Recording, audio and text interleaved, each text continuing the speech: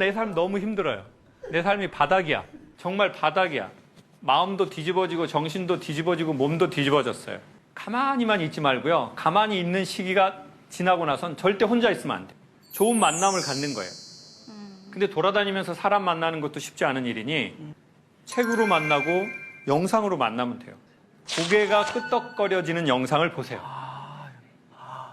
이때까지 수많은 강연을 했지만 어느 강의가 기억에 남네요. 뭐가 남는지 제가 딱 보니까요. 아버지 돌아가신 그날 아침에 연락 왔거든요. 정말 진심으로 자기 친구의 아버지가 돌아가신 것처럼 100명이 어떻게 이거를 하는데 순간 제 슬픔의 진동이 싹 평행선이 돼버리는 거예요.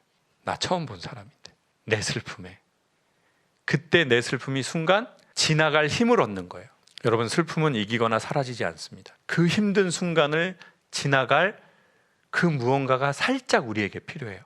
최근에 이분이 충격 고백을 했다고 합니다. 저도 이분의 강의 영상을 곧잘 찾아보고 마음의 위로를 얻고 하는 경우가 있었는데 최근에 본인만이 느끼는 그런 증상이 생겼다 그래요. 전화번호도 잘 기억이 안 나고 심지어는 집 호수 같은 게 기억이 안 난다는 거예요.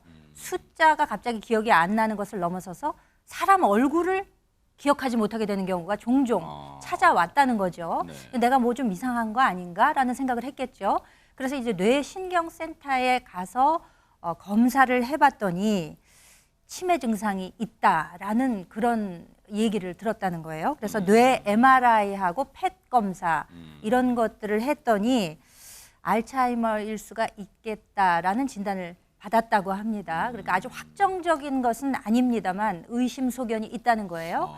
그래서 이제 12월에 추가로 재검사를 할 예정이라고는 하는데 이분이 연세가 어느 정도 될 것이라는 건 대충 예상이 되잖아요. 아직 젊은 나이인데 저런 병의 진단을 의심받는다고 하니까 참 안타까운 마음이 듭니다. 그러니까요. 저는 이제 50이 됐는데요.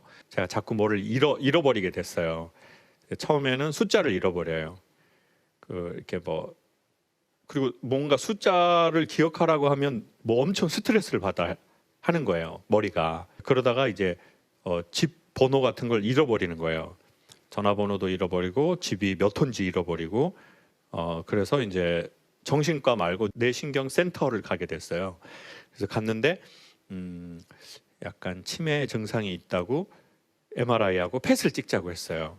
근데 알츠하이머가 저한테 있을지 모르겠다는 거예요. 아이고, 나도 요즘 전화번호 깜빡깜빡해. 뭐 젊은 사람이 그거 알츠하이머. 다음 달에 재검사 받아도 말짱하게 나올까 너무 걱정 말아요 하시는 분도 계실 것 같은데요. 제발 좋은 결과가 나왔으면 좋겠는데요. 그만큼 알츠하이머라는 이 병과 김창욱 씨는 거리가 멀어 보였던 것이 사실이기도 합니다. 워낙에 열정적인 활동을 하고 있었기 때문인데요. 사실 김창욱 씨 같은 경우에는 원조 N 잡러, 그만큼 직업이 많다라는 것으로 유명세를 떨치기도 했는데요.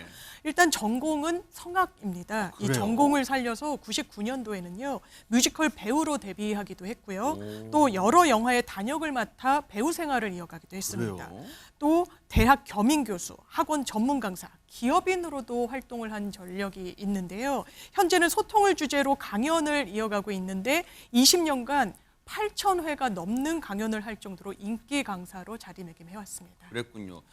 내가 뭐에 스트레스를 받았을까 그 생각을 해봤어요.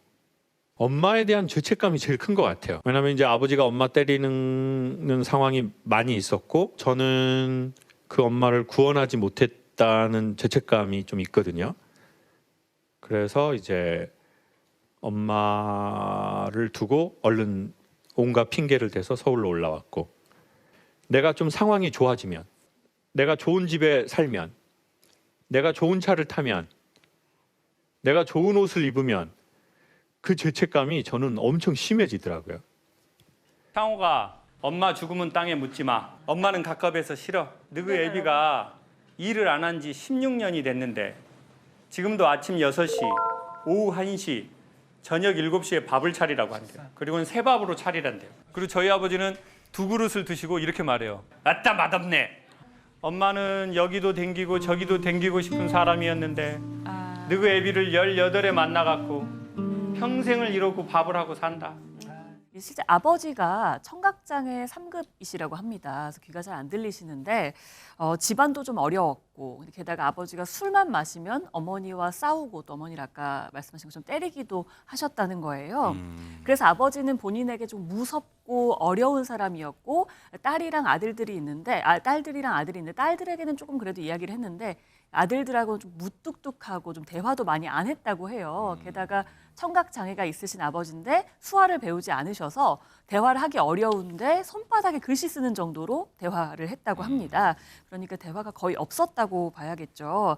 그런 어머니를 두고 아까 김창옥 씨 말대로라면 갖은 핑계를 대서라고 이야기를 했지만 사실 김창옥 씨는 군대 제대 후에 서울에 있는 대학을 진학하면서 제주도에서 서울로 올라오게 됐습니다. 본인은 이제 죄책감이 있기 때문에 갖은 핑계를 대서라고 이야기를 했지만 이런 상황들이 있었던 걸로 보이고요. 네. 또 엄마를 구원 못했다는 죄책감이 컸다. 본인의 상황이 좋아지고 나아질수록 그 죄책감이 커졌다라고 이야기를 하기도 했고요.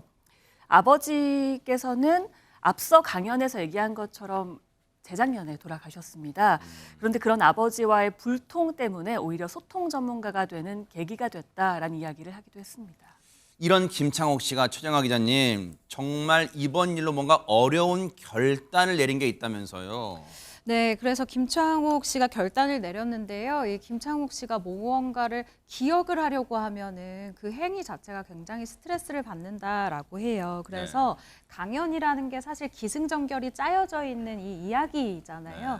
그렇기 때문에 강연도 좀 버겁다라고 합니다. 그래서 강연을 서서히 줄여갈 것이다라고 얘기를 하는데요.